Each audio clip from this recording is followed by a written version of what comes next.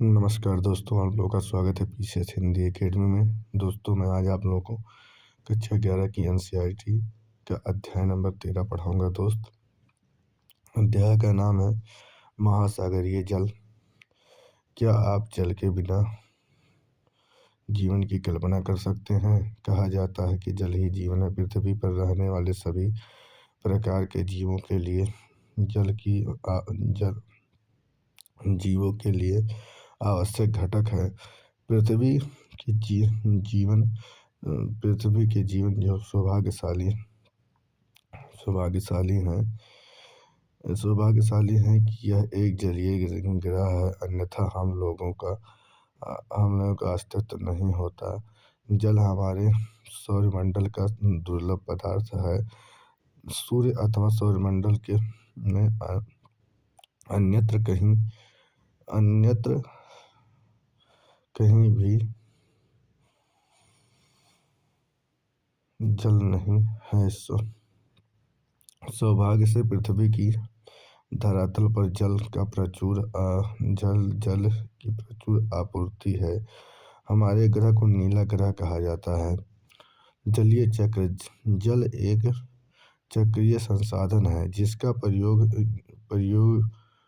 एवं पुनः प्रयोग किया जा सकता है। जल एक चक्र के रूप में महासागर से धरातल पर और धरातल से महासागर तक पहुंचता है। जलीय चक्र पृथ्वी पर इसके नीचे व पृथ्वी के ऊपर वायुमंडल में जल के संचालन की व्याख्या करता है। जलीय चक्र करोड़ों वर्षों से कार्यरत है और पृथ्वी पर सभी प्रकार का जीवन इसी पर निर्भर करता है। वायु के बाद जल जीवन। दोस्त, बताया गया है कि वायु के बाद जल पृथ्वी पर जीवन के अस्तित्व के लिए सबसे आवश्यक है। पृथ्वी पर जल का वितरण असमान है। बहुत से क्षेत्रों में जल की प्रचुरता है, बहुत से क्षेत्रों में यह सीमित मात्रा में उपलब्ध है। जलीय चक्र पृथ्वी के जलमंडल में विभिन्न रूपों अर्थात गैसों, तरल एवं ठोस का परिसंचरण है। इसका संबंध महासागरों, वायुमंडल, भूपृष्ठ तथा अधस्थल और जीवों के बीच के सतत आदान प्रदान से भी। दोस्त, ये सारणी है, इसको आप लोग देख लीजिएगा। जो लिखा गया, पृथ्वी पर जल का वितरण। जलाशय आयतन 10 लाख घन किलोमीटर कुल प्रतिशत। दोस्त, महासागरों में 97%, हिमानियों में 2.97%, भूमिगत जल में 0.68 और झीलों में 0.001, मृदा में नमी 0.005, वायुमंडल में 0.001 और नदी नाले में 0.0001 और फिर जलमंडल में 0.0004। जल चक्र के घटक एवं प्रक्रिया। महासागरों में संग्रहित वाष्पीकरण, वाष्पोत्सर्जन और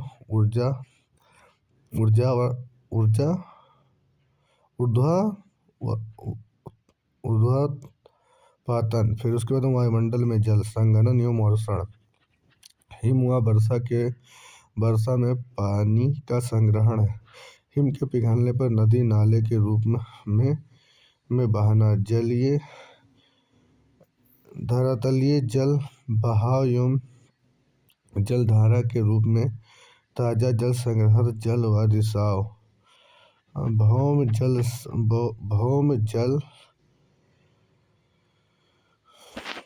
संग्रहण। भौम जल का विसर्जन, झरने।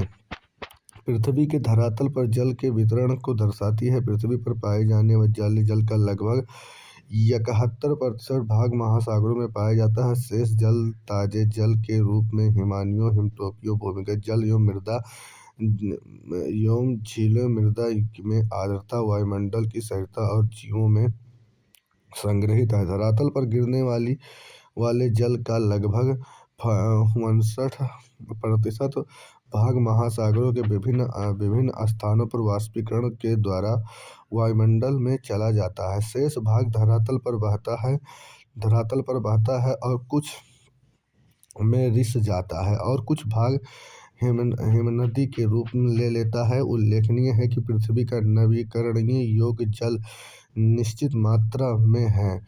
जब मांग तेजी से बढ़ती जा रही है, इस कारण विश्व के विभिन्न भागों में स्थानीय एवं कालिक दोनों रूपों में जल का संकट पैदा हो जाता है। नदी जल के प्रदूषण ने इस संकट को और अधिक बढ़ा दिया है। आप जल की गुणवत्ता को कैसे सुधार सकते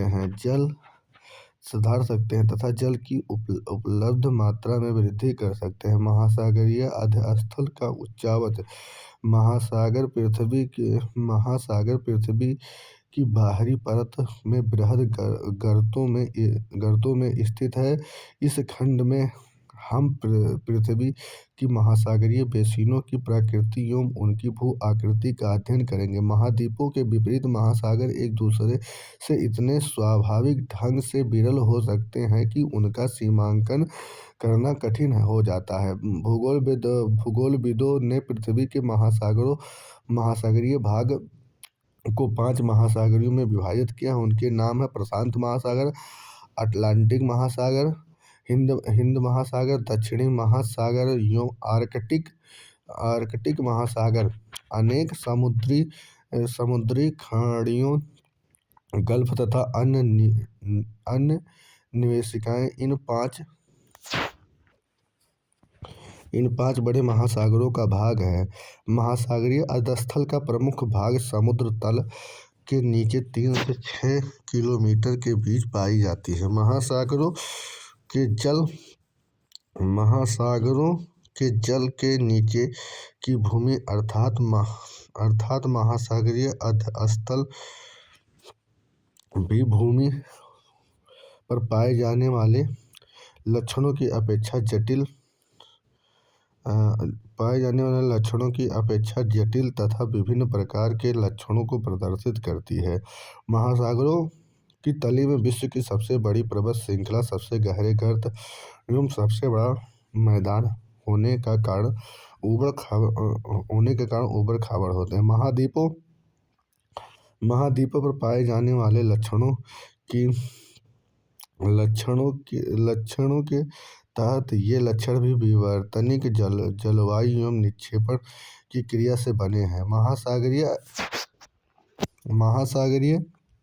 अधःस्थल का विभाजन। महासागरीय अधःस्थल को 4 प्रमुख भागों में बांटा जा सकता है। पहला, महाद्वीपीय शेल्फ, महाद्वीपीय ढाल एवं गहरे समुद्री मैदान तथा महासागरीय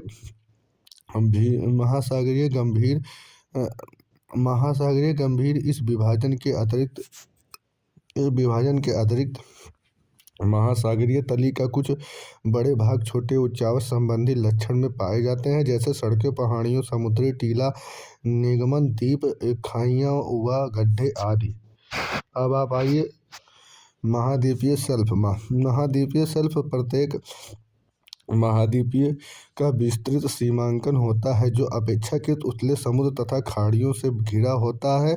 यह महासागर का सबसे उथला भाग होता है, जिसकी औसतन प्रवणता 1 डिग्री या उससे भी कम होती है। यह शेल्फ अत्यंत तीव्र ढाल पर समाप्त होता है, जिसे शेल्फ अवकाश कहा जाता है। महाद्वीपों शेल्फ की चौड़ाई एवं महासागरों से दूसरे महासागर के भिन्न होते हैं। महाद्वीपों शेल्फों की औसत चौड़ाई 80 किलोमीटर होती है। कुछ सीमाओं के साथ शेल्फ नहीं होती अथवा अत्यंत संकीर्ण होती, जैसे कि चिली का तट अथवा सुमात्रा के पश्चिम तट। इसी पर इसके विपरीत आर्कटिक महासागर में साइबेरियन शेल्फ में विश्व के सबसे बड़ा है, जिसकी चौड़ाई 15,000 किलोमीटर है। शेल्फ की गहराई भी भिन्न भिन्न होती है। कुछ क्षेत्रों में यह 30 मीटर और कुछ क्षेत्रों में 30 मीटर और कुछ क्षेत्रों में 600 मीटर गहरी होती है। महाद्वीपीय शेल्फों पर अवसादों की मोटाई भी अलग अलग होती है। ये अवसाद भूमि, नदियों, हिमानियों तथा पवन द्वारा लाए गए तरंगों तथा धाराओं द्वारा वितरित किए जाते हैं। महाद्वीपीय शेल्फों का पर लंबे समय तक प्राप्त स्थूल तलछटी अवसादी जीवाश्मी ईंधनों के स्रोत बनते हैं। महाद्वीपों के ढाल पर महासागरीय बेसिन में महाद्वीपीय शेल्फ को जोड़ती है। इसकी शुरुआत वहां से होती है जहां महाद्वीपीय शेल्फ की तली तीव्र ढाल में परिवर्तित हो जाती है। ढाल वाले प्रदेश की प्रवणता 2 से 5 डिग्री के बीच होती है। ढाल वाले प्रदेश की गहराई 200 मीटर से 3000 मीटर के बीच होती है। ढाल का किनारा महाद्वीपों की समाप्ति को इंगित करता है। इसी प्रदेश में कैनियन, गंभीर गड्ढे एवं खाइयां दिखाई देती हैं। गंभीर महासागरीय मैदान महासागरीय बेसिन के मंद ढाल वाले क्षेत्र में ये विश्व के सबसे चिकने व सबसे सपाट भाग हैं। इनकी गहराई 3000 से 6000 मीटर है, बीच होती है। ये मैदान महीन कणों वाले अवशोषित जल मृत्तिका गाद से ढके होते हैं। महासागरीय गर्त, ये महासागरों की सबसे गहरे भाग होते हैं। ये गर्त अपेक्षाकृत खड़े किनारों वाले संकीर्ण बेसिन होते हैं। अपने चारों ओर महासागरीय तली की अपेक्षा ये 3 से 5 किलोमीटर तक गहरे होते हैं। ये महासागरीय ढाल के आधार पर द्वीपीय चापों के पास स्थित होते हैं एवं सक्रिय ज्वालामुखी एवं प्रबल भूकंप वाले क्षेत्रों से संबंधित होते हैं। यही कारण है कि ये प्लेटों के संचालन के अध्ययन के लिए काफी महत्वपूर्ण है। अभी तक लगभग 75 गर्तों की खोजा गया है, जिसमें से 32 प्रशांत महासागर, 19 अटलांटिक महासागर, 6 हिंद महासागर। उच्चावच की लघु आकृतियां। ऊपर बताए गए महासागरीय अधस्थल के प्रमुख उच्चावचों के अतिरिक्त कुछ लघु किंतु महत्वपूर्ण आकृतियां महासागरों के विभिन्न भागों की प्रमुखता में पाई जाती हैं।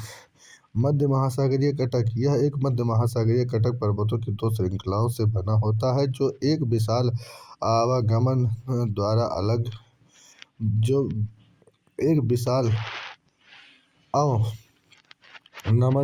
अलग किए गए हैं। इस पर्वत श्रृंखलाओं के शिखर की ऊंचाई 2500 मीटर तक हो सकती है तथा इसमें से कुछ समुद्र की सतह पर भी पहुंच सकती हैं। उदाहरण के लिए आइसलैंड में जो मध्य अटलांटिक कटक का भाग है। समुद्री टीला, यह नुकीले शिखरों वाला एक पर्वत है जो समुद्री तली की ऊपर की ओर उठता है, किंतु महासागरों की सतह तक नहीं पहुंच पाता है। समुद्र टीले ज्वालामुखी के द्वारा उत्पन्न होती हैं। ये 3000 से 4500 मीटर की ऊंची हो सकती हैं। एम्पेयर समुद्री टीला जो प्रशांत महासागर में हवाई द्वीप समूहों का विस्तार है, इसका एक अच्छा उदाहरण है। सबसे सपाट जलमग्न कैनियन, ये गहरी घाटियां होती हैं जिनमें से कुछ की तुलना में कोलोरेडो नदी और ग्रैंड कैनियन से की जा सकती है। कई बार ये बड़ी नदियों के मुहाने के आगे की ओर विस्तृत होकर महाद्वीपों के सर्प व ढालों को आर पार काटती नजर आती है। हडसन कैनिन विश्व का सबसे अधिक जाना जाने वाला कैनिन है। दोस्त, निगमन द्वीप, यह चपटे शिखर वाले समुद्री टीलों में एक चपटे शिखर वाले जलमग्न पर्वतों के बनने की अवस्था में क्रमिक अवस्था के साक्ष्य द्वारा प्रदर्शित है। अकेले प्रशांत महासागर में अनुमानतः 10,000 से अधिक समुद्री टीलों एवं निगमन द्वीप उपस्थित हैं। प्रवाल द्वीप, ये उष्णकटिबंधीय महासागरों में पाए जाने वाले प्रवाल भित्तियों से युक्त निम्न आकार के द्वीप हैं जो कि गहरे अवनमन के चारों ओर से घिरे हुए होते हैं। यह समुद्र अनुपम का एक भाग हो सकता है या कभी कभी ये साफ खारे व बहुत अधिक तल को चारों तरफ से घिरे रहते हैं। दोस्तों, बताया गया है कि महासागरीय जल का तापमान, इस खंड में विभिन्न महासागरों के तापमान की स्थानीय ऊर्ध्वाधर भिन्नताओं के बारे में बताया गया है। महासागरीय जल भूमि की तरह सौर ऊर्जा के द्वारा गर्म होते हैं और स्थल की तुलना में जल की तापमान शीतलन की प्रक्रिया धीमी होती है। तापमान वितरण को प्रभावित करने वाले कारक, महासागरीय जल के तापमान वितरण को प्रभावित करने वाले पहला कारक है दोस्त, पहला अक्षांश। ध्रुवों की ओर प्रवेशी सौर विकिरण की मात्रा घटने के कारण महासागरों की सतही जल का तापमान विषुवत वृत्त से ध्रुवों की ओर घटता चला जाता है। दोस्त, फिर बताया गया स्थल एवं जल का असमान वितरण। उत्तरी गोलार्ध के महासागरीय दक्षिणी गोलार्ध के महासागरों की अपेक्षा स्थल से बहुत अधिक बड़े भाग से जुड़े होते हैं। ये कारण अधिक मात्रा में ऊष्मा प्राप्त करते हैं। फिर आ गया है सनातनन पौने, स्थलीय महासागरों की तरफ बहने वाली पौने महासागरों की सतही जल के तट से दूर धकेल देती हैं, जिसके परिणाम स्वरूप नीचे का ठंडा जल ऊपर की ओर आता है। परिणाम स्वरूप तापमान में देशांतरीय अंतर आता है। इसके विपरीत अवतटीय पवनों के क्रम जल को तट पर जमा कर देती हैं और इससे तापमान बढ़ जाता है। गर्म महासागरीय धाराएं ये ठंडे क्षेत्रों के तापमान को बढ़ा देते हैं, जबकि ठंडी धाराएं गर्म महासागरीय क्षेत्रों में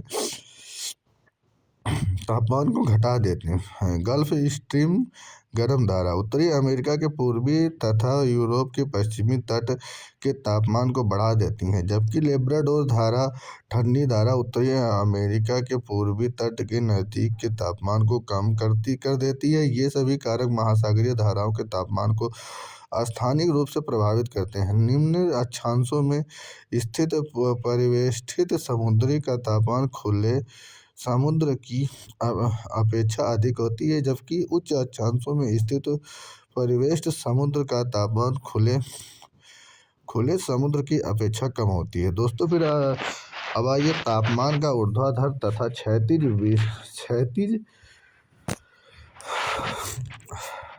वितरण।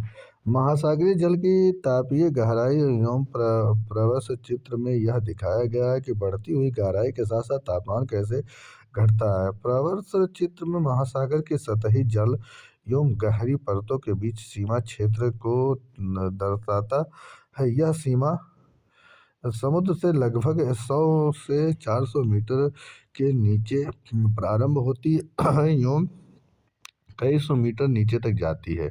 वह सीमा क्षेत्र जहां तापमान की तीव्रता गिरावट आती है ताप प्रवणता कहा जाता है। जल के कुल आयतन का लगभग 90% गहरे महासागरीय ताप में प्रवणता एवं थर्मोकाइनल के नीचे पाया जाता है। इस क्षेत्र में तापमान 0 डिग्री सेल्सियस पहुंच जाता है। मध्य एवं निम्न अक्षांशों में महासागरों का तापमान की संरचना को सतह से तली की ओर 3 परतों वाली प्रणाली के रूप में समझा जाता है। पहली परत गर्म महासागरीय जल की सबसे ऊपरी परत होती है, लगभग 500 मीटर की होती है और इसका तापमान 20 डिग्री से 25 डिग्री सेल्सियस के बीच होता है। अब आइए आप लोग जानिए दोस्तों, होता है उष्णकटिबंधीय क्षेत्रों में यह परत पूरे वर्ष उपस्थित होते हैं, जबकि मध्य अक्षांशों में यह केवल ग्रीष्म ऋतु में विकसित होती है। दूसरी परत जिसे ताप प्रवणता परत कहा जाता है, पहली परत के नीचे स्थित होती है। इसमें गहराई बढ़ने के साथ साथ तापमान की तीव्रता में गिरावट आती है। यह थर्मोकैलाइन की मोटाई में 500 से 1000 मीटर तक की होती है। तीसरी परत बहुत अधिक ठंडी होती है। यह गंभीर महासागरीय तली का विस्तृत होती है। आर्कटिक एवं अंटार्कटिक ध्रुवों की सतह पर जल का तापमान 0 डिग्री सेल्सियस के निकट होता है, इसीलिए गहराई के साथ तापमान में बहुत अधिक कम परिवर्तन होता रहता है। यह ठंडे पानी की केवल एक ही परत में पाई जाती है, जो सतह से गंभीर महासागरीय तली तक विस्तृत होती है। महासागरों की सतह के जल का औसत तापमान लगभग 27 डिग्री सेल्सियस होता है। यह विषुवत वृत्त से ध्रुवों की ओर क्रमिक ढंग से कम होता जाता है। बढ़ते हुए अक्षांशों के साथ साथ तापमान के घटने की दर सामान्य प्रति अक्षांश 0 से 5 डिग्री होती है। औसत तापमान का 20 डिग्री अक्षांश पर लगभग 20 डिग्री से 40 डिग्री अक्षांश पर डिग्री से ध्रुवों के नज़दीक डिग्री से होता है। उत्तरी गोलार्ध के महासागरों का तापमान दक्षिणी गोलार्ध की अपेक्षा अधिक उच्च होती है। उच्चतम तापमान विषुवत वृत्त पर नहीं बल्कि इसके कुछ ऊपर की तरफ दर्ज किया जाता है। उत्तरी गोलार्ध दक्षिणी गोलार्ध का औसत वार्षिक तापमान 19 डिग्री से 16 डिग्री के आसपास होता है। यह भिन्नता उत्तरी गोलार्ध और दक्षिणी गोलार्ध के स्थल पर जल की असमान वितरण के कारण होती है। महासागरीय सतह के तापमान के स्थानीय प्रतिरूप को दिखाया गया है। यह तथ्य भली भांति जाना जाता है कि महासागरों की उच्चतम तापमान में सदैव उनकी ऊपरी सतह पर होती है, क्योंकि ये सूर्य की ऊष्मा को प्रत्यक्ष रूप से प्राप्त करते हैं और यह ऊष्मा महासागरीय के निचले भागों में संवहन की प्रक्रिया को प्रेषित होती है। परिणाम स्वरूप गहराई के साथ साथ तापमान में कमी आने लगती है। गहराई लेकिन तापमान के घटने से की यह दर भी जगह समान नहीं होती है। सभी जगह समान नहीं होता। 200 मीटर की गहराई का तापमान बहुत अधिक तीव्र गति से गिरता है और उसके बाद तापमान के घटने की दर कम होती जाती है। अब आइए आप लोग दोस्त, महासागरीय जल की लवणता। चाहे वर्षा जल हो या महासागरों की प्रकृति में उपस्थित सभी जलों एवं खनिजों एवं लवणों घुले हुए होते हैं। लवणता वह शब्द है जिसका प्रयोग समुद्री जल के घुलने हुए नमक की मात्रा को निर्धारित करने के लिए किया जाता है। इसका परिकलन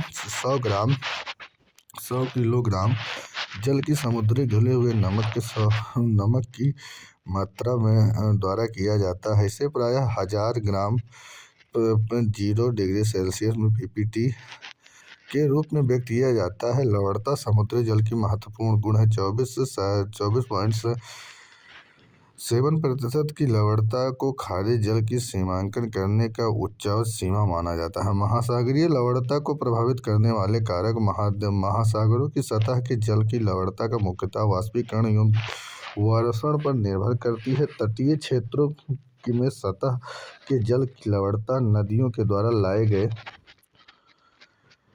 लाए गए ताजे जल के कारण ध्रुवीय क्षेत्रों में बर्फ जमने एवं पिघलने की प्रक्रिया की सबसे अधिक प्रभावित होती है। पवन भी जल को एक क्षेत्र से दूसरे क्षेत्र में स्थानांतरित करके लवणता को प्रभावित करती है। महासागरीय धाराओं में लवणता की विभिन्नता उत्पन्न करने में सहयोग करती है। जल की लवणता एवं तापमान घनत्व परस्पर संबंधी होते हैं, इसीलिए तापमान अथवा घनत्व में किसी भी प्रकार का परिवर्तन किसी भी क्षेत्र में लवणता को प्रभावित करता है। उच्च लवणता वाले क्षेत्र मृत सागर में, टर्की की वान झील में, ग्रेट साल्ट झील में लवणता की क्षैतिज वितरण सामान्य खुले महासागरीय लवणता का 33% से 37% के बीच होती है। चारों तरफ स्थल से घिरे हुए लाल यही लाल सागर या 41% तक होती है, जबकि आर्कटिक एवं ज्वार के नदमुख में मौसम के अनुसार लवणता 0 से 35 डिग्री के बीच पाई जाती है। गर्म तथा शुष्क क्षेत्रों में जहाँ वाष्पीकरण उच्च होता है, कभी कभी वहाँ भी लवणता 70% तक पहुँच जाती है। प्रशांत महासागर की लवणता की विभिन्नता का मुख्य कारण इसके आकार की बहुत अधिक क्षेत्रीय विस्तार के कारण होती है। उत्तरी गोलार्ध में पश्चिमी भागों में लवणता 35 डिग्री से कम होती है, यह 30 डिग्री हो जाती है, क्योंकि आर्कटिक क्षेत्र में पिघला हुआ जल बहुत पहुँचता है। इसी से 15 से 20 डिग्री के बाद यह 33 डिग्री सेल्सियस तक घट जाती है। आर्कटिक महासागर की औसत लवणता 36 है। लगभग उच्चतम लवणता 15 से 20 अक्षांश के बीच डिग्री के बीच 15 से 20 अक्षांश के बीच दर्ज की गई है। अधिकतम लवणता 20 डिग्री नॉर्थ एवं 30 डिग्री नॉर्थ तथा 20 डिग्री वेस्ट से 60 डिग्री वेस्ट के बीच पाई जाती है। यह उत्तर की ओर क्रमिक रूप से घटती जाती है। अक्षांश में स्थित होने के बाद उत्तरी गोलार्ध में आर्कटिक प्रवाह के द्वारा लाए गए अधिकतर लवणीय जल अधिक लवणता पाई जाती है। बाल्टिक समुद्र की लवणता कम हो जाती है, क्योंकि इसमें बहुत अधिक मात्रा में नदी का पानी प्रवेश करती है। महासागरों की लवणता उच्च वाष्पीकरण के कारण अधिक होती है। काले महासागर की लवणता नदियों के द्वारा अधिक मात्रा में लाए जाने वाले ताजे जल के कारण कम होती है। यह हिंद महासागर की औसत लवणता का 35% है। बंगाल की खाड़ी में गंगा नदी के जल के मिलने से लवणता की प्रवृत्ति कम पाई जाती है। इसके विपरीत अरब सागर की लवणता उच्च वाष्पीकरण एवं ताजे जल की मात्रा को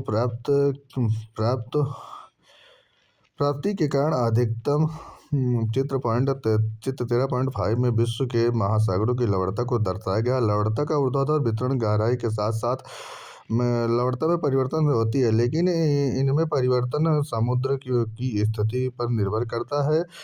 सतह की लवणता जल के बर्फ या वाष्प के रूप में परिवर्तित हो जाने के कारण बढ़ जाती है। ताजे जल के मिल जाने से घटती है, जैसे कि नदियों के द्वारा होता है। गहराई में लवणता लगभग नियत होती है, क्योंकि वहाँ किसी प्रकार के पानी, ह्रास या नमक की मात्रा में वृद्धि नहीं होती है। महासागरों के सतही क्षेत्रों एवं गहरे क्षेत्रों के बीच लवणता का अंतर स्पष्ट होता है। कम लवणता वाला जल उच्च लवणता के घनत्व वाले जल के ऊपर स्थित होता है। लवणता साधारणतः गहराई के साथ साथ बढ़ती है तथा एक स्पष्ट क्षेत्र, जिसे हेलोक्लाइन कहा जाता है, यहाँ तीव्रता से बढ़ती है। लवणता समुद्र के घनत्व को प्रभावित करती है तथा महासागरीय जल का स्तरीकरण को प्रभावित करते हैं। यदि अन्य कारक स्थित होते हैं, समुद्र जल की बढ़ती लवणता उसके घनत्व को बढ़ाती है। यह उच्च लवणता वाला समुद्री जल प्रायः कम लवणता वाले जल के नीचे बैठ जाता है। इसे लवणता स्तरीकरण कहा जाता है। दोस्तों, मुझे उम्मीद है कि यह अध्याय आप लोगों को समझ में आया होगा। दोस्तों, यह अध्याय यदि आप लोगों को समझ में आया है तो ये अध्याय आप लोग अपने मित्रों दोस्तों को शेयर कीजिए। मिलते हैं नेक्स्ट क्लास में, तब तक के लिए नमस्कार, बाय।